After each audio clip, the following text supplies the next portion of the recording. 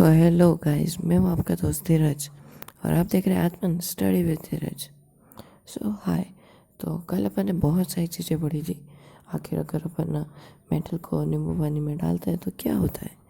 सो इन सब के सॉल्यूशंस अपन को कर लेने के बाद अपन कुछ रिजल्ट्स पे पहुँचे थे, जिसके बेसिस पे अपन ने रिएक्टिविटी टेबल को बनाया था। मतलब उसको लर्न करने का एक इजी तरीका ढूंढा था। बट अब मैं एक और चीज़ बता देता हूँ कि आज हम लोग बहुत ही ज़्यादा इंटरेस्टिंग टॉपिक्स पे बात करने वाले हैं। वो टॉपिक्स इतने ज़्यादा इम्पोर्टेंट हैं, तो पुराने व्यूवर्स तो मेरा वीडियो को पूरा ज़रूर देखेंगे, क्योंकि आई नो, क्योंकि मेरे वॉच आवर्स मेरे सब्सक्राइबर्स से तो खैर कम है, बट कोई नहीं, बट वो लोग पूरा देखते हैं। इस बात के लिए तो मैं श्योर हूँ। बट जो नए सब्सक्राइबर्स हैं उनको मैं बात बता दूँ कि क्यों आपको मेरे वीडियोस देखने चाहिए। आपको मेरे वीडियोस इसलिए देखने चाहिए क्योंकि आपको ये बात तो पता होगी कि सीबीएसई ने नया एग्ज़ाम पैटर्न रेडी किया है। अगर नहीं पता तो फिर मैंने उसके बारे में छोटा सा वीडियो बना रखा है, शायद 2 मिनट का भी नहीं होगा वो। तो उस पर आप जाओ और वो वीडियो देख लो। आपको पूरा पता चल जाएगा कि आखिर सीबीएसई ने एग्ज़ाम पैटर्न में क्या किया है, क्या नया किया है, क्या पुराना है। एंड जैसे आप वहाँ पर जाओगे तो आपको पता चलेगा कि सीबीएसई ने 2 एग्ज़ाम्स जो एक एग्ज़ाम होता आ रहा है सालों से, उसको चेंज करके एक एग्ज़ाम कर दिया है, जिसको अपन कहते हैं टर्म 1 एग्ज़ाम। तो टर्म 1 एग्ज़ाम जो है वो पूरा का पूरा एमसीक्यू बेस्ड होगा। और इसीलिए जो सीबीएसई के एक्सपर्ट्स हैं उन्होंने ऐसा कहा है कि एमसीक्यूज़ के लिए कोई special book, special application, special subscription लेने की कोई ज़रूरत नहीं है। जो एनसीईआरटी की बुक है उसी को लाइन टू लाइन रीड करो और उसी में से आपके क्वेश्चंस आएंगे। कंप्लीट 100% क्वेश्चंस आपके उसी में से आएंगे। सीबीएसई एक्सपर्ट्स ने ये बात कही है। और एक्सपर्ट्स ऐसा नहीं कि 20-30 साल के, 100 साल के, 90 साल के, 80 साल के। एंड और मेरा चैनल अब क्यों देखना चाहिए, इस बात का अब मेन पॉइंट, मेरे वीडियोस इसलिए देखना चाहिए क्योंकि मैं लाइन टू लाइन पढ़ाता हूँ। जो लाइन इंपॉर्टेंट होती है उसको मैं मार्क करवाता हूँ और हर एक लाइन का एक्सप्लेनेशन देता हूँ, जस्ट लाइक हमारे स्कूल में पढ़ाते हैं वैसा ही। और बट अभी तो ऑनलाइन चल रही है तो हमारे स्कूल वाले भी वैसा नहीं पढ़ाते, बट मैंने उसको फॉलो कर रखा है। और क्योंकि ये बहुत इंपॉर्टेंट है, क्योंकि लाइन टू लाइन पढ़ने से हमको बहुत सारी चीज़ों का ज्ञान मिलता है। और ऐसा नहीं है कि मैं नोट्स नहीं डालूँगा, हाँ मैं नोट्स ज़रूर डालूँगा, बट मैं उन नोट्स से पढ़ाऊँगा नहीं। क्योंकि मैं ऑलरेडी लाइन टू लाइन पढ़ा रहा हूँ, तो उसमें सारे टॉपिक्स कंक्लूड हो ही रहे हैं। ठीक है। सो ये वजह है कि आपको मेरे वीडियोस को देखना चाहिए। आज हम लोग कुछ बहुत ही ज़्यादा इम्पोर्टेंट चीज़ें पढ़ेंगे। आज हम बहुत ज़्यादा इम्पोर्टेंट चीज़ें पढ़ेंगे, बट उससे पहले जैसा कि थंबनेल देख के आपको पता चला होगा, आज मैं कुछ टाइम टेबल के बारे में बोलने वाला हूँ। सो time table, perfect time table और कौन लोग क्या गलती करते हैं। सबसे बड़ी गलती ये है कि टाइम टेबल फॉलो नहीं होता। जो लोग मतलब ऐसा टाइम टेबल बनाते हैं कि अभी कितनी बज रही है, तो मतलब अभी 6 बज रही है, ठीक है, तो मैं 6 बजे उठूँगा, 6:20 तक मैं मोबाइल पे चेकिंग कर लूँगा कि कोई नोटिफिकेशन आया होगा तो उसका रिप्लाई कर दूँगा। फिर 6:20 के बाद मैं 6:25 तक ब्रश कर लूँगा। फिर 6:30 में पढ़ने बैठ जाऊँगा और फिर 9 बजे मैं पढ़ने से उठ जाऊँगा, मेरी ऑनलाइन क्लास हो जाएगी, उसमें बैठ जाऊँगा और हर 5 मिनट के गैप के अंदर मैं और भी पढ़ लूँगा। ऐसा जो बना रहे हैं ना, मैं उनको बोल रहा हूँ कि रुक जाओ। ऐसा टाइम टेबल अगर कभी बनाया है ना, कभी फॉलो नहीं होगा और जो रूटीन है उसको भी वो बिगाड़ देगा। तो ऐसा है कि टाइम टेबल मतलब कुछ भी नहीं है। एक दिन ऐसा करो, जैसे कि आज संडे है तो आज तो ऑनलाइन क्लास भी नहीं है, तो ऐसा करो कि पूरे दिन पढ़ो। फिर पूरे दिन पढ़ने के बाद आपको जिस टाइम ऐसा लगे ये समझ में आ रहा है यार, सुबह तो आया ही नहीं था, मतलब सुबह तो आया ही नहीं था, या फिर शाम को तो आया ही नहीं था, या फिर रात को तो आया ही नहीं था, मतलब जिस टाइम पे आपको ऐसा लग रहा है कि हाँ मैं जो पढ़ रहा हूँ वो मुझे समझ में आ रहा है, तो बस उसी पढ़ने वाले को कंटिन्यू रखो। अब मैं आपको टाइम इंटरवल्स बता देता हूँ।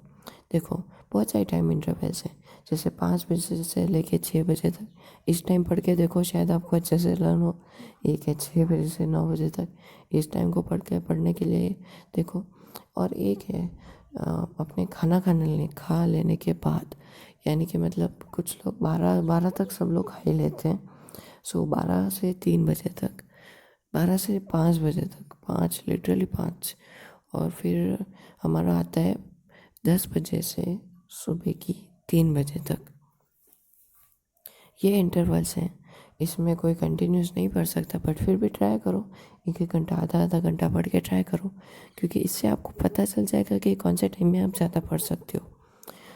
और हो सके ना तो गूगल पे सर्च करना कि what will be the timing of 2022 board exams. क्योंकि जो उसकी टाइमिंग होगी, उस टाइम आप कोई भी मतलब ऐसे बुक लेके बैठ जाना और उसमें ऐसे है, स्टोरीज है, लेटर्स है, वो लिखना स्टार्ट कर देना फुल स्पीड में, वो भी अच्छी राइटिंग में। तो उससे क्या होगा, आपके ब्रेन में एक सेटिंग बैठ जाएगी कि जैसे 9 बज गई, अपन को फुल स्पीड से अपने हैंड को पूरा पावर देना है और फुल स्पीड से फुल अच्छी हैंड राइटिंग में लिखना है। नहीं तो ऐसा होगा कि आप रात को पढ़ रहे हो और बोर्ड एग्ज़ाम सुबह हो रहे हैं, तो आप कुछ लिख ही नहीं पा रहे। सो ऐसा हो जाएगा। अब सबसे बड़ी चीज़ कि मैं रात को पढूं या फिर दिन को, देखो ये हमारे ऊपर होता है कि अपन दिन को पढ़े या रात को। एस मैं कब पढ़ता हूँ, मैं मतलब यही टाइम है बस। मैं अभी, और जो मैंने एक और इंटरवल बताया 12 बजे से 6 बजे, मतलब मैं इतने टाइम तक बैठा रहता हूँ। इसमें मैं 2 घंटे बुक्स की रीडिंग और फिर बाकी का घंटे मेरे जो भी ऑनलाइन क्लास से वर्क होता है वो सब करता हूँ। क्योंकि मैं, जिन लोगों को नहीं पता, मैं भी 10th में हूँ। मेरी आवाज़ सुन के तो लग ही गया होगा, नहीं लगा हो तो फिर भी मैं बता देता हूँ कि मैं भी 10th में हूँ।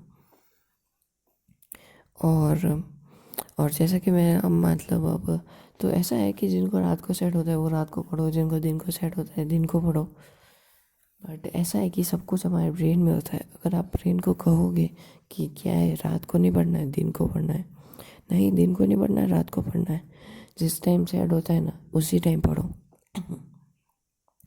जो ब्रेन को ऑर्डर दोगे, ब्रेन वही करेगा, भले ही आप कुछ भी उसको ऑर्डर दो। बस आपका ऑर्डर करेक्ट होना चाहिए। अगर आपका ऑर्डर करेक्ट है तो ब्रेन वही करेगा जो आप कहोगे। और एक और क्वेश्चन है एग्ज़ाम के रिलेटेड कि मैं कौन सा पेन यूज़ करूं। देखो भाई, पेन आपको यूज़ करना हो वो करो, क्योंकि पेन से कुछ नहीं होता है, आपके हैंड की राइटिंग से होता है। और हैंड की राइटिंग से होता है क्योंकि पेन आपका नहीं लिखेगा, आप लिखोगे। अगर पेन लिख रहा होता है तो शायद बोर्ड एग्ज़ाम नहीं होते। एंड एक और क्वेश्चन आता है कि मतलब बहुत एक कॉमन सा क्वेश्चन था कि अपन को मतलब कितने घंटे पढ़ाई करनी चाहिए दिन के। भाई जितने घंटे करो उतनी कम है कि नहीं। सो ये तो हो गई सारी की सारी बकवास। इतनी बकवास कर लेने के बाद एक बकवास और बची है, वो भी देख लेते हैं। देखना चाहो तो देख लो, नहीं तो फिर स्किप कर दो। तो वो बकवास ऐसी है कि कल कुछ कमेंट आए थे, उन कमेंट्स को मैं बताना चाहता हूँ क्योंकि वो मुझे ऐसा लगा कि वो बताने लायक है। क्योंकि रोज़ाना जो कमेंट्स आते हैं या फिर डेली जो कमेंट्स आते हैं वो बताने लायक होते ही नहीं। अगर वो कमेंट्स मैं बताऊंगा तो फिर भाई शर्म से मेरी गर्दन नीचे झुक जाएगी। क्योंकि वो बड़े ही अच्छे होते हैं, वो बड़े ही अच्छे लोगों ने, बड़े इंटेलिजेंट लोग वो लिखते हैं। पर उसमें क्या है ना, मेरे हमेशा बेचारे माइक की बुराई होती है और मेरा फ़ोन भी जैसे है नहीं पता। मैं एक और चीज़ बताना चाहता हूँ, हमारे 96 सब्सक्राइबर्स हो गए। और दूसरी चीज़ ये है, कल के वीडियोस पे हमारे 26 व्यूज़ आ गए, अच्छी बात है ये। और एक और खबर ये है कि हाँ, जो हमारा सबसे टॉप वाला वीडियो उसने 200 व्यूज़ कंप्लीट कर दिया है, पर इसमें एक प्रॉब्लम है।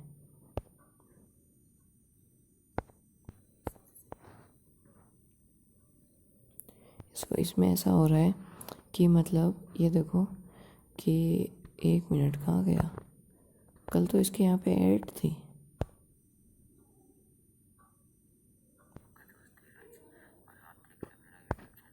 सो उनके इसमें से ऐड लगता है इन लोगों ने हटा दिए, क्योंकि कल तो इस पे ऐड थी एंड मुझे बहुत बुरा लगा कि इन्होंने मेरे बिना परमिशन के ऐड डाल दी।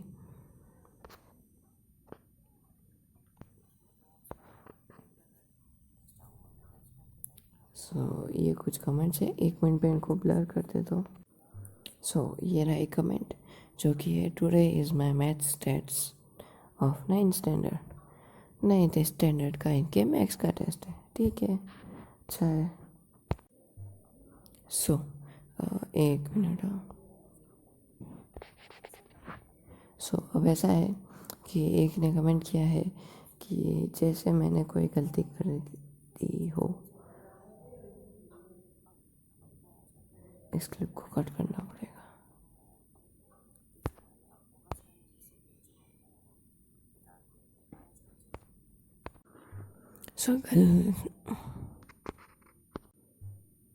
सो कल अपन ने इसकी वैलेंसी वाला पार्ट देख लिया था और समझ लिया था, और अभी अपन इसके आगे का पढ़ते हैं। तो अब सोडियम और क्लोराइड जो हैं वो एक आयन्स है, ठीक है, और वो दोनों अपोजिट चार्ज के हैं और वो दोनों अट्रैक्ट करते हैं एक दूसरे को, हेल्प बाय स्ट्रॉन्ग इलेक्ट्रोमैग्नेटिक नहीं है वो है electrostatic forces of attraction to exist as a sodium chloride. It should not be noted that so it should not भी नहीं होना है, वो है it should be noted that sodium does not exist any molecules but arrangements of opposite charged ions. Let us see formation of one more ionic compound जिसको अपन कहते हैं magnesium chloride. तो मैग्नीशियम क्लोराइड बहुत कम आज शायद फर्स्ट टाइम आया है, क्योंकि मैग्नीशियम हम हर बार अपन ने मैग्नीशियम ऑक्साइड ही पढ़ा है। तो अब इसके आगे जो पार्ट आने वाला है ना, मतलब अगर वो नहीं पढ़ा ना तो भाई एग्ज़ाम मुश्किल होने वाला है, क्योंकि उसी से मेन क्वेश्चंस आते हैं, वही है मेन पार्ट। इसके बाद वाला जो पार्ट है वो मेन पार्ट है, क्योंकि ये बहुत ज़्यादा इम्पोर्टेंट है। सो अब आगे इस डायग्राम में हो क्या रहा है, इसमें Mg की वैलेंसी है 282, यानी कि इसको 2 को लेफ्ट आउट करना पड़ेगा, तो ये हो जाएगा Mg2।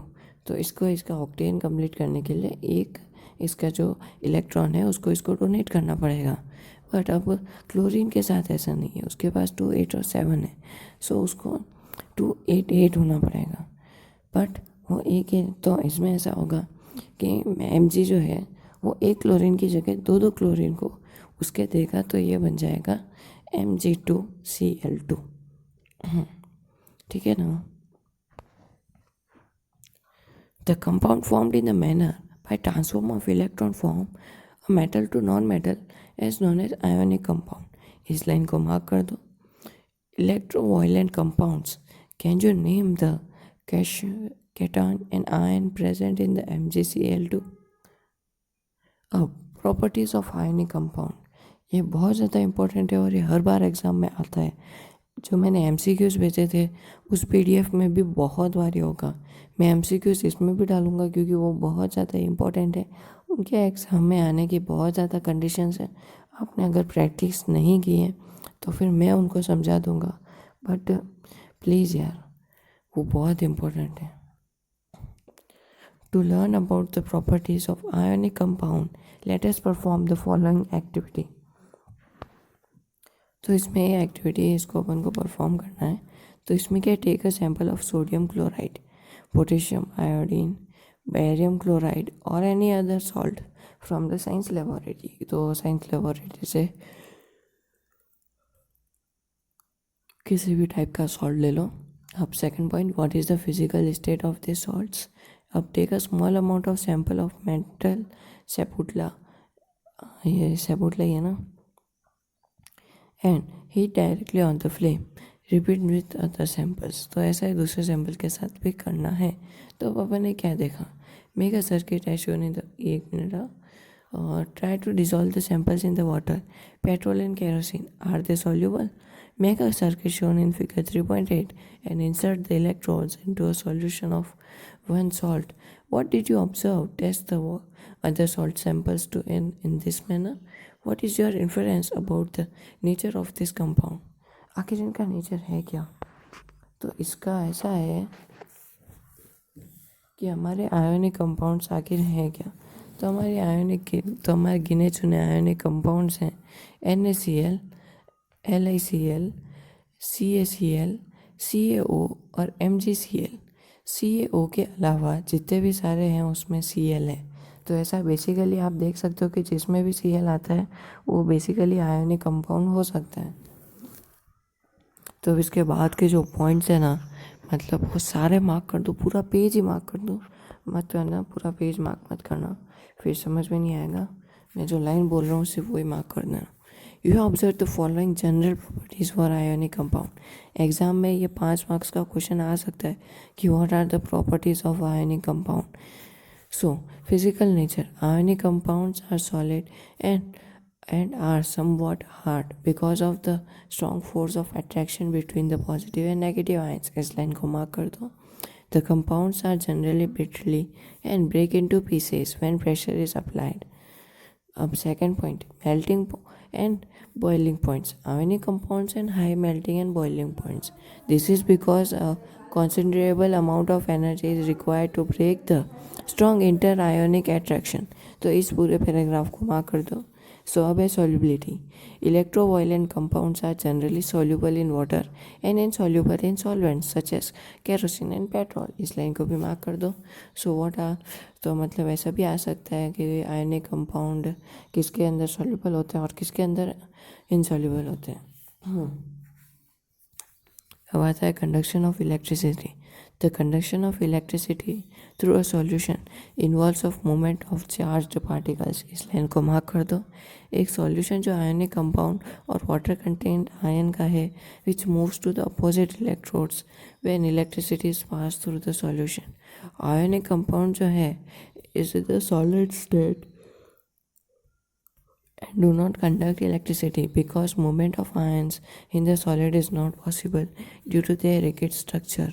But the ionic compounds conduct electricity in the molten state.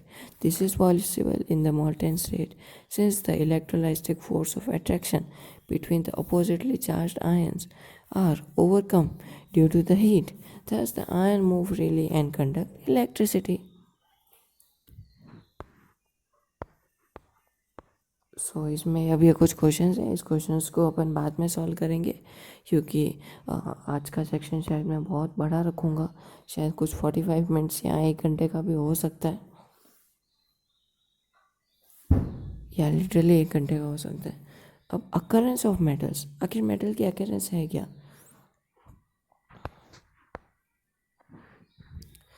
Earth's crust is the major source of metal.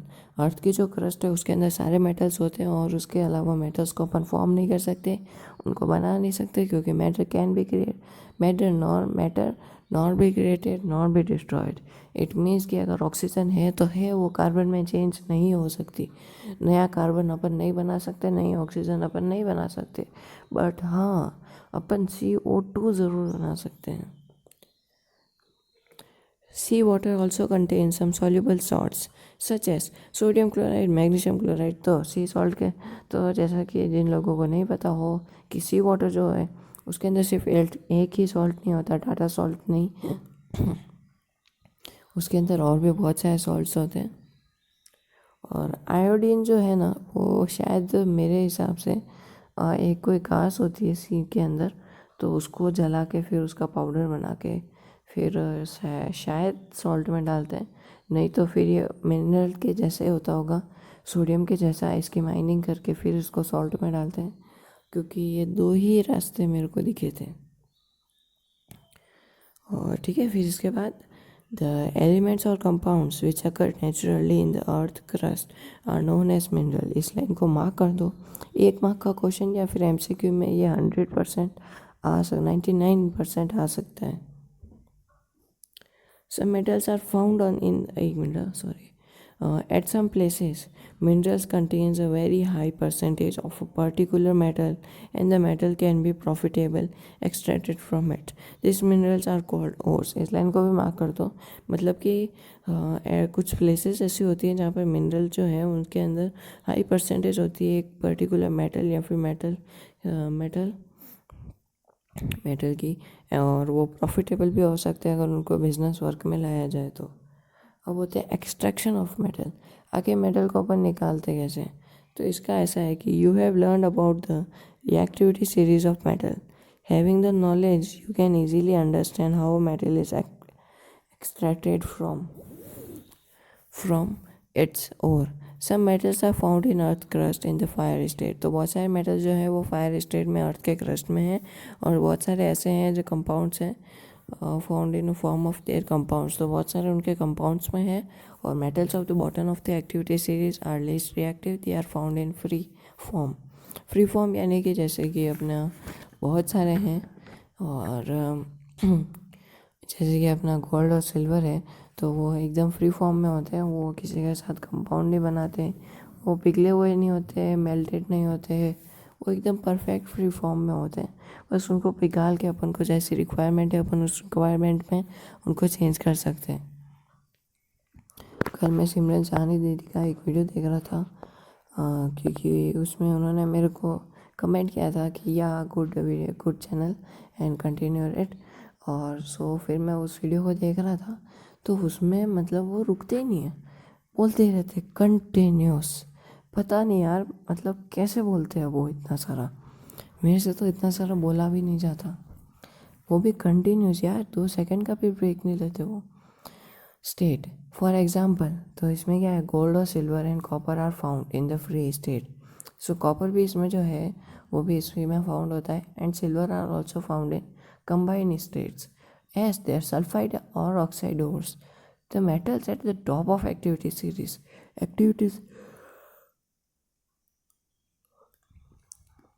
Activity series के ऊपर जितने भी मेटल्स हैं जैसे कि potassium, sodium, calcium, magnesium, aluminium, so ये सारे जो हैं अपन को और ये मैंने मेटल ऑक्साइड में फॉर्म मिलेंगे. ये इसलिए क्योंकि ऑक्सीजन जो है उसके साथ ये बहुत ही ज़्यादा अच्छे से और फास्ट रिएक्शन करते हैं.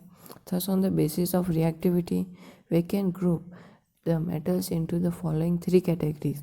तो मेटल फिर 3 कैटेगरीज में चेंज हो जाते हैं. ठीक है, तो अब इसमें इसकी कैटेगरीज है क्या, तो ये कैटेगरीज हैं. सबसे पहले ओर को अपन कंसंट्रेशन करते हैं, फिर वो 3 कैटेगरीज में बढ़ जाता है.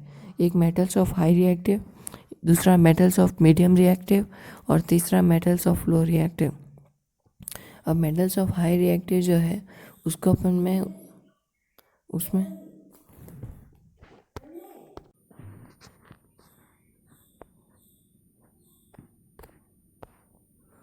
सॉरी थोड़ा सा पब्लिक डिस्टर्बेंस. ठीक है, चलो कंटिन्यू रखते हैं. फिर अपन कहाँ पर थे, तो इसमें ऐसा है कि इलेक्ट्रोलाइसिस करना पड़ता है जो हाई रिएक्टिव होते हैं. ठीक है, और इलेक्ट्रोलाइसिस ऑफ मोल्टेन और जो और अभी पिघला हुआ है, मेल्टेड है उसका, फिर अपन को इसका प्योर मेटल मिल जाता है. तो जो हाई रिएक्टिव है उनका मेटल निकालना बहुत ही ज़्यादा ईजी है, और ये 3 स्टेप में कंप्लीट हो जाता है. पर इसी की जगह जो मीडियम रिएक्टिव है उसमें बहुत ज़्यादा कचरा है, मतलब उसको बहुत ज़्यादा फिल्टराइट करना पड़ता है. देखो इसमें क्या होता है कि सबसे पहले जो मेटल है उसकी मीडियम रिएक्टिविटी वाले, ठीक है, तो अब कार्बोनेट और सोडियम और फिर ये 2 में बदल जाते हैं. अब कार्बोनेट और जो है वो कैल्शियनाइजेशन हो जाता है, और सल्फर और जो है वो उसको रोस्ट को कर देते हैं अपन. ठीक है ना, तो फिर रोस्ट और कैल्शियमनाइजेशन करते हैं. बट आई डोंट थिंक कि इसका कोई मतलब होता है, क्योंकि फिर ये दोनों जाके मिल जाते हैं जो कि हो जाता है ऑक्साइड ऑफ द मेटल, या फिर मेटल ऑक्साइड भी कह सकते हो. अब रिड्यूशन टू मेटल, ठीक है, तो अब उसका मेटल से हटा देते हैं. अब प्योरीफिकेशन ऑफ मेटल, इतने स्टेप्स के बाद प्योर मेटल मिलता है. तो हाँ, हमेशा मिडिल क्लास हमेशा खतरे में होता है, और उसके प्रोसेस भी बहुत लंबा होता है. अब लो रिएक्टिविटी, तो जिनकी लो रिएक्टिविटी है उसमें क्या करते हैं, उसमें जो होता है उसमें सल्फर ओर्स होते हैं, तो उनको पहले रोस्ट करते हैं, फिर मेटल बन जाता है, फिर उस मेटल को रिफाइन कर देते हैं। बस ये हमारा ओर आ गया। अब ये है इंचेजमेंट ऑफ ओर्स। तो जो ओर्स है वो माइंड होते हैं अर्थ से और usually contain with a large amount of impurities such as soil, sand etcetera are called gangue. इस लाइन को प्लीज़ मार्क कर दो, ये एमसीक्यूज में या फिर वन शॉट क्वेश्चंस में ज़रूर आएगा। The impurities must be removed from the one prior to the extraction of the metal. The process used by removing the gangue from ore are based on difference between the physical और chemical, एक minute, और gangue are based on physical differences between the physical and properties of gangyu and the chemical properties of it. Different separation techniques are according to be employed. तो इसमें बहुत सारी अलग अलग techniques का यूज होता है।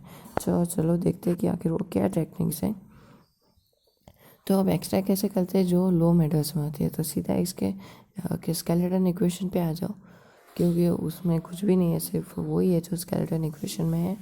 तो देखो इसमें यहाँ पर है क्या, HgS। आखिर Hg होता क्या है। Hg जिनको लोगों को नहीं पता उन लोगों को मैं बता देता हूँ। मरकरिक ऑक्साइड होता है, क्योंकि Hg को अपन मरकरी कहते हैं और O यानी कि ऑक्साइड, ठीक है। तो Xg यहाँ पर Xg जो है यहाँ पर अपन बना रहे हैं 3O2। 3O2 को शायद अपन ऑक्सोन नहीं कह सकते, इसको सिर्फ अपन ऑक्सीजन कहते हैं। ऑक्सीजन में हीट अप करेंगे तो फिर ये बना देगा HgO, यानी कि मतलब मरकरिक ऑक्साइड, और फिर ये सल्फ़र, ठीक है ना। हाँ, सो सल्फ़र ऑक्साइड, क्योंकि उधर मतलब ऑक्सीजन के 3 थे, 3 में भी 2 थे इसलिए। अब सिमिलरली HgO में अगर अपन हीट देंगे तो फिर वो Hg और O2 में कन्वर्ट हो जाएगा। अब similarly copper which is found as Cu2s in nature can be obtained from its ore by just hitting it in the air। तो इसको जब हीट करने से ही पूरा अपना काम हो जाएगा, ठीक है। तो अब extracting metals in the middle class. So middle class वाला हमेशा इसका भारी पड़ता है। आज का सेक्शन बहुत लंबा होने वाला है, खैर ज़्यादा कंटिन्यू नहीं रख पाऊँगा, बट आई विल ट्राई जहाँ तक भी मैं रख सकूँ। एंड ये टॉपिक तो फिनिश करना ही पड़ेगा। Extracting metals in the middle of the activity series. The metals in the middle of the activity series such as iron, zinc and lead and copper are moderately reactives. तो ये जो है ये usually present होता है sulphide या carbonates में nature के अंदर। ये इजीली ऑब्टेन हो जाते हैं इनके ऑक्साइड के थ्रू और सल्फाइड और कार्बन्स के थ्रू। देखो सल्फाइड जो ओर्स होते हैं वो कन्वर्ट होते हैं, किधर गया यार, हाँ, तो सल्फाइड जो ओर्स होते हैं ना वो कन्वर्ट होते हैं ores by heating strongly in the presence of excess air. इस process is known as roasting. So ये मतलब कौन सी लाइन में है, 6th लाइन में ये लाइन है। इस लाइन को पूरा मार्क कर दो एंड तक, क्योंकि द कार्बोनेट ओर्स, जो कार्बोनेट ओर्स होते हैं उनको चेंज ऑक्साइड में चेंज कर देते हैं, हीट करते हैं उनको स्ट्रांगली लिमिटेड एयर में, पहले एक्सिव एयर में फिर लिमिटेड एयर में, और इस प्रोसेस को अपन कहते हैं calcinisation. The chemical reaction is as follows. तो इसका एक केमिकल रिएक्शन है जिसके अंदर अपन पहले रोस्टिंग कर रहे हैं, फिर वापस कैल्सिनाइजेशन कर रहे हैं, और फिर अपन को हमारा मेटल मिल जाता है। तो इसमें क्या हो रहा है कि ये जो जिंक सल्फाइड जो है उसमें अपन ऑक्सीजन प्लस कर रहे हैं, फिर ये बनाता है जिंक ऑक्साइड प्लस SO2। देखो SO2 हर एक में रिलीज होगा, या SO2 होगा या CO2 होगा, ये कॉमन सी बात है, ठीक है। तो अब SO2 रिलीज हो गया, फिर इसमें हीट देंगे तो फिर क्या बन जाएगा, ये बना देगा जिंक ऑक्साइड और CO2।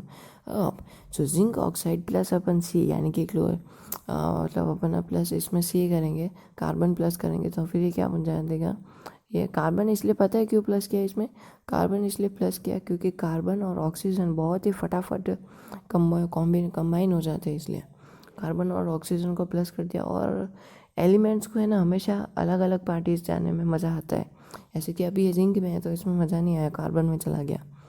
सो ऐसा फिर अपन को हमारा प्योर मेटल जो कि जिंक है वो मिल जाता है। You are already familiar with the process of oxidation and reduction explained in the first chapter. Obtaining metals from their compound is also a reduction process.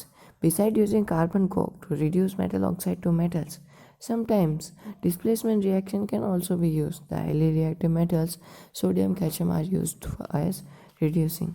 ठीक है ना, तो चलो अब आगे बढ़ते हैं. सो आगे इसके अंदर बहुत सारी चीज़ें हैं और थोड़ा सा पढ़ लेते हैं क्योंकि फिर बहुत ही कम चैप्टर बचा है. 16 वाले पेज नंबर पर तो आ गए. मैं सिर्फ ऊपर वाला पार्ट बताऊंगा क्योंकि अब अपन को जो पहले जो सॉल्यूशन बचा था वो भी अपन को कंप्लीट करना है. So agents, because they can displace metal from lower reactivity from their compounds. For example, when magnesium oxide is heated with aluminium powder, the following reaction take place. अब मैग्नीशियम ऑक्साइड को अगर अपन मतलब aluminium के साथ अगर अपन reaction के लिए छोड़ देंगे तो फिर वो क्या रिएक्शन, ऐसा क्या इंपॉर्टेंट रिएक्शन करेगा कि इन्होंने उस रिएक्शन को बुक में डाला है. सो ऐसा है कि मैग्नीशियम ऑक्साइड जो है उसमें प्लस अगर अपन एल्यूमिनियम करेंगे तो ये बन जाएगा हमारा Mn. तो अब Mn क्या होता है? Mn होता है हमारा मैग्नीज, एल्यूमिनियम ऑक्साइड और हीट. अच्छा, तो उधर मैग्नीज को क्या था, मैग्नीशियम को नहीं क्या था, सॉरी, वो Mn है. और can you identify the substance that are getting oxide and reduced? This displacement reactions are highly exothermic. The amount of heat involved is so large that the metals are produced in the molten state. In fact, the reaction of iron oxide with metal and with aluminium is used to join railway tracks or cracked machine parts. So ये तो कुछ और हो गया. अब extracting metals towards the top of the activity series. अब उन metals को अपन को एक्सट्रैक्ट करना है जो टॉप हो एक्टिविटी सीरीज़ में. सो इन मेटल्स को एक्सट्रैक्ट करना बहुत ही ज़्यादा इजी हो जाता है. अपन इन मेटल्स को बहुत ही इजी प्रोसेस इलेक्ट्रोलाइसिस से बहुत ही ज़्यादा इजीली अपन इनको निकाल सकते हैं. सो इसमें ऐसा है कि metals high up in the reactivity series are very reactive. They can not be obtain from their compounds by heating with carbon. For example, carbon can not reduce the oxides of sodium, magnesium, calcium and aluminium to the respective metals. This is because. तो ये ऐसा क्यों होता है? क्योंकि metal जो है उसमें एफर्मेटी ऑक्सीजन की ज़्यादा होती है कार्बन के बजाय. तो मेटल्स जो ऑब्टेन होते हैं इलेक्ट्रोलाइटिक रिड्यूशन से, जैसे कि sodium, magnesium, calcium are obtain by the electrolysis. ठीक है ना. तो अब तो रेस्पेक्टिव मेटल्स, ठीक है, रेस्पेक्टिव मेटल्स, ठीक है. अब जो जितने भी जैसे कि ये हैं तो मेटल्स जो कैथोइड में आ जाते हैं, यानी कि इस लाइन को मार्क कर दो, कैथोइड में आ जाते हैं नेगेटिव चार्ज इलेक्ट्रोड में. और फिर whereas chlorine is liberated at the anode, यानी कि पॉजिटिव चार्ज इलेक्ट्रोड. सो इसका नीचे एक इक्वेशन भी दी हुई है, चाहो तो पढ़ सकते हो, नहीं तो कोई ऐसी इंपॉर्टेंट नहीं है. फिर आता है 3.6 रिफाइनिंग ऑफ मेटल्स. सो ये मतलब हर स्टेप में कॉमन है, हर स्टेप में इनकी रिफाइनिंग करनी पड़ती है. सो इसमें ऐसा है कि metals produce by the various reduction processes describe above are not very pure. मतलब वो ज़्यादा से ज़्यादा प्योर नहीं होते, उसमें थोड़ा बहुत कचरा तो होता ही होता है. तो आखिर ये कचरा होता है क्या है? प्लास्टिक बैग्स और चिप्स के पैकेट्स तो होने से रहे, आखिर ये होता क्या है? तो दिस कंटेन्स इम्प्योरिटीज़. तो इसको रिमूव करना बहुत इंपॉर्टेंट होता है. अब इसको रिमूव करेंगे किसी बंदे को तो अंदर छोड़ नहीं सकते, तो इसको रिमूव अपन करेंगे इलेक्ट्रोलाइसिस से. अब इलेक्ट्रोलाइसिस से कैसे करेंगे? तो इसके लिए एक स्पेशल नाम है जिसको अपन कहते हैं इलेक्ट्रोलाइटिक रिफाइनिंग. हाँ, इलेक्ट्रोलाइसिस का ही मिला जुला भाई है.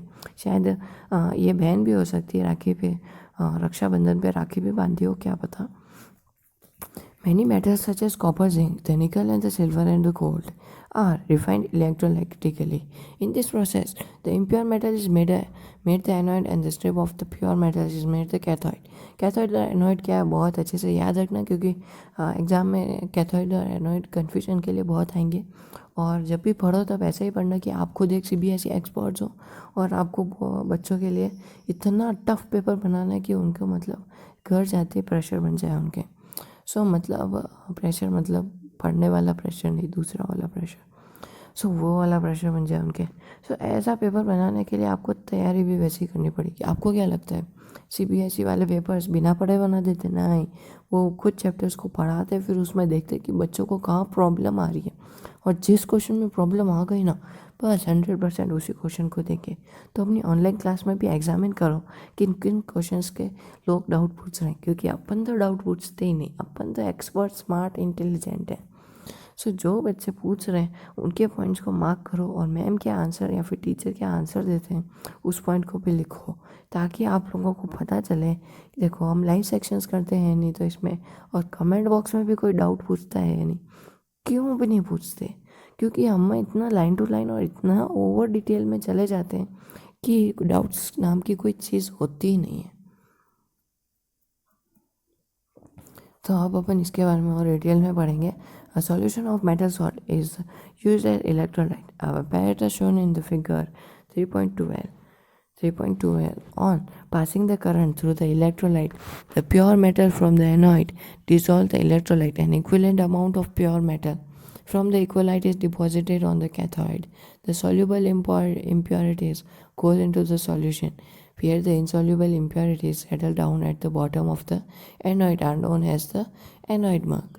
सो अब इसके बाद ये कुछ क्वेश्चन आंसर्स हैं, इनको भी अपन सॉल्व कर देते हैं। वो डिफाइन द फॉलोइंग टर्म्स। तो अब यहाँ पे अपन को मिनरल को डिफाइन करने के लिखा है, और मैंने, अगर आपको लोगों को याद हो तो मैंने मिनरल के लाइन जो थी अपने बुक में आई थी पेज नंबर 49 पे, उसको मैंने मार्क करने में के लिए भी कहा था। तो अब मिनरल्स आखिर होते क्या है? वो एलिमेंट्स या फिर कंपाउंड्स जो नेचुरली अर्थ के क्रस्ट में फाउंड होते हैं उनको अपन मिनरल्स कहते हैं, ठीक है। अब दूसरा हमारा क्या है? ओर। आखिर अब ओर क्या है?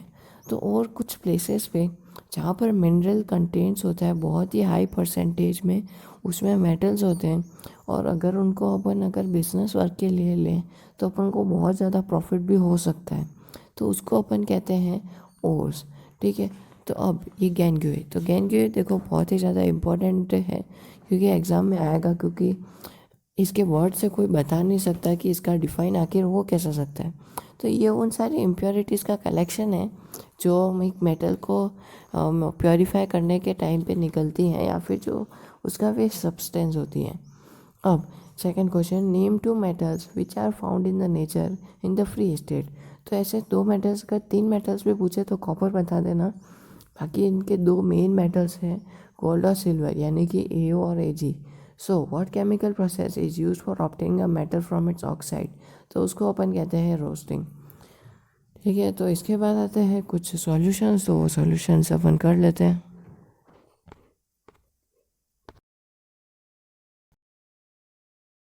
सो ये रहे हमारे सॉल्यूशंस। इसमें क्वेश्चंस तो वैसे भी 2 ही हैं, बट क्या है कि टेढ़े मेढ़े क्यों क्या पता। सो इसमें ऐसा है कि right the electron dot structure for sodium, oxygen and magnesium. तो इसमें ऐसा है कि फर्स्ट वाले का आंसर है the representation of elements with valencies electrons as dot around the element is refer to as electron dot structure for the element. तो अब सोडियम, ऑक्सीजन और मैग्नीशियम के लिए लिखना है, तो इलेक्ट्रिक कॉन्फ़िगरेशन क्या होगा? सोडियम का क्या होता है 281, यानी कि वो 1 को डोनेट करेगा तो ये इसके ऊपर एक डॉट ही आएगा, एक इसको डोनेट करना है। अब ऑक्सीजन कितना है 2 और 6, 2 और 6 है ये,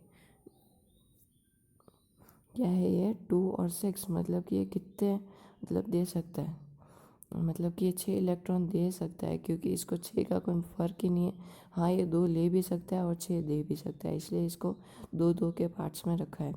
मैग्नीशियम जो है उसके 2 ही हैं, तो इसके सिर के ऊपर भी 2 ही हैं। और what are show the formation of Na2O and MgO by the transfer of electrons. तो ये अपन ने फॉर्म कर ही दिया था। तो इसमें Na2 होते हैं बट ऑक्सीजन एक ही होती है, और मैग्नीशियम वाले में मैग्नीशियम भी एक होता है और ऑक्सीजन भी एक ही होती है। थर्ड वाला, what are the ions present in this compounds. इसमें NaO2 जो है उसमें पॉजिटिव है, O2 में माइनस है, नेगेटिव है आयन है, और Mg में पॉजिटिव है और O2 में नेगेटिव है। अब एक जो इसका क्वेश्चन का आंसर है वो है थर्ड लास्ट में, मतलब सबसे लास्ट में, why do ionic compounds have high melting points. आखिर क्यों उनके हाई मेल्टिंग पॉइंट्स होते हैं? इसका मैंने चैप्टर में बताया था, पर आप लोगों को याद होगा ही नहीं, क्योंकि ionic compounds have strong electrolytic force of attraction between the ions. This requires a lot of energy to overcome these forces. That's why the ionic compounds have high melting points. So chapter हो चुका है ख़त्म, मतलब नहीं, chapter नहीं है, मतलब आज की क्लास हो चुकी है ख़त्म। कल के वीडियो ज़रूर देखना फिर इसके बाद। आज का वीडियो खैर बहुत ही ज़्यादा बड़ा है, बट मैं क्या ही कर सकता था क्योंकि ये चैप्टर बहुत लंबा हो रहा था। और इससे पहले कि ये चैप्टर फिनिश नहीं हो, मुझे नेल्सन मंडेला वाला चैप्टर भी कंटिन्यू रखना है क्योंकि इंग्लिश क्या बहुत दिनों से ऐसे पड़ी हुई है। खैर इसके क्वेश्चन आंसर्स भी कुछ कम नहीं है, उस दिन भी इतना ही बड़ा करना पड़ेगा। सो आज संडे है इसलिए मेरी ऑनलाइन क्लास नहीं है, इसलिए मैंने इतना बड़ा बनाया ताकि नेट अपने फुल टॉप यूज़ करो। So thank you for watching. अगर आपने यहाँ तक देखा है तो मतलब अब मैं आपके लिए क्या ही बोल सकता हूँ। थैंक यू वेरी मच, इतने सपोर्टिव फ्रेंड्स, ब्रोस, गाइस। अब मैं क्या ही बोलूँ यार, इसके लिए कोई वर्ड भी नहीं बना, वर्ड बनाना चाहिए। Thank you for watching.